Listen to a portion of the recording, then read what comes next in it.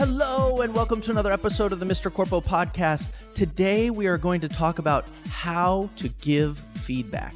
And it's impossible for me to believe we've gone 40 episodes into the Mr. Corpo world, and we've never talked about how to give feedback, but it's true. I actually had to go back and check. We have never talked about how do you give feedback. So today, we're going to talk about it. Now, here's the thing about feedback. People get freaked out about feedback.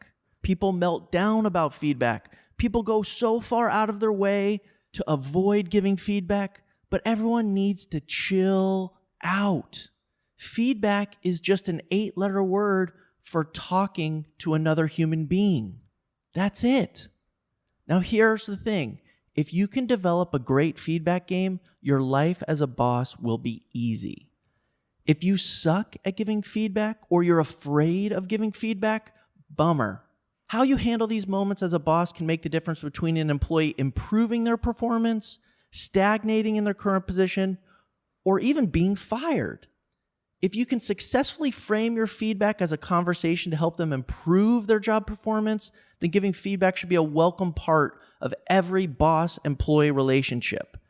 If, on the other hand, you fail to set any context for your feedback, it will always be perceived as a punishment or a judgment of all the ways in which the other person is simply not good enough, thus creating an unnecessarily toxic interaction.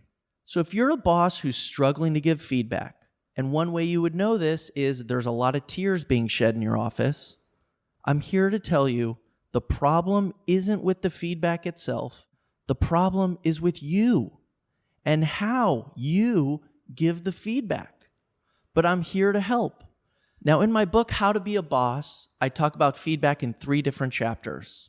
I talk about the 5 steps of an effective feedback meeting. I break that down. I also provide 5 conversation starters, how to get into the feedback, how to set the right mood. And then finally, I list 10 different pointers on how to give feedback. I call this chapter Feedback 101.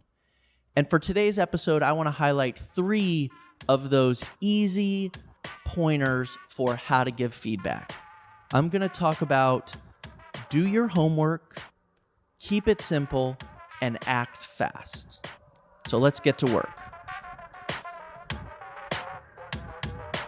Now, the first pointer I have for giving feedback is do your homework. The first step to delivering feedback happens before you even say a single word. Do you know who this person is? Do you know what motivates them? Do you know what they might be sensitive about?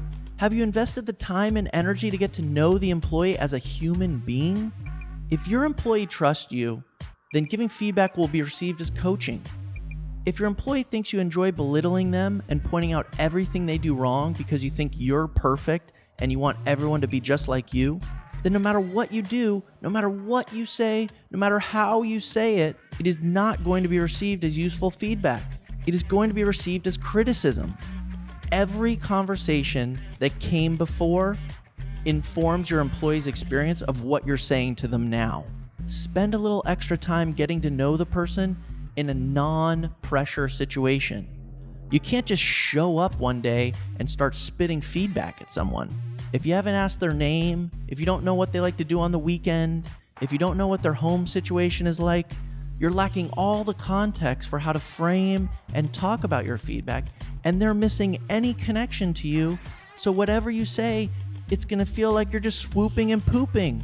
So do your homework. The second thing I want to talk about when it comes to giving feedback is keep it simple. You can't say 10 things. You can't even say 3 things. You also can't let small things pile up because then they become big things. When it comes to giving feedback, you can only say one thing at a time if you want it to truly have meaning and a lasting impact. If you try to explain more than one topic in an intense session, it will lead to confusion and demotivation for your employee.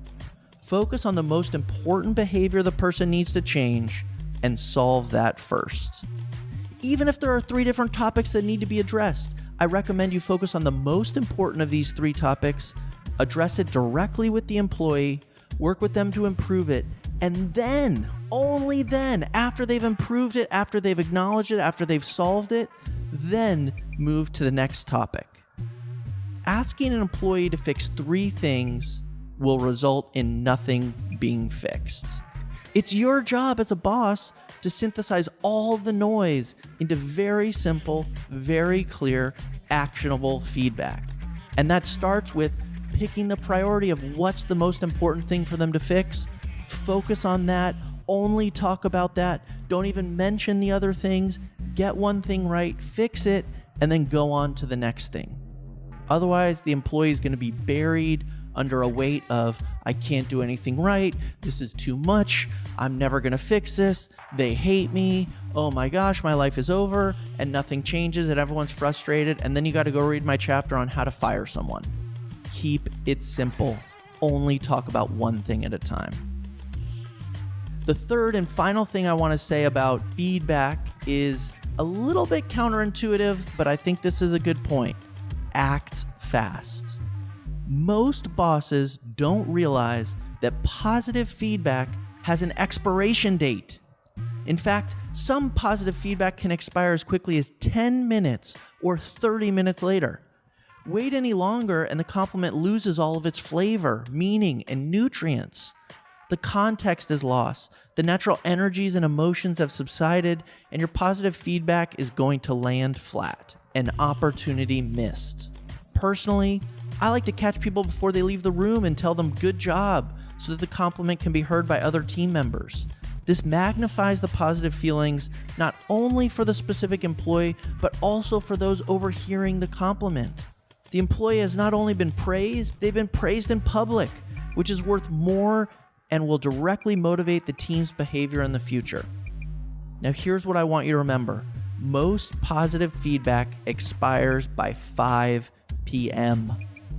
Don't wait until tomorrow. Don't wait until that meeting. There's never a perfect time. Jump all over that and just say it.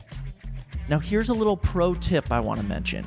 You can also give positive feedback during the meeting, especially if it's a long, boring meeting.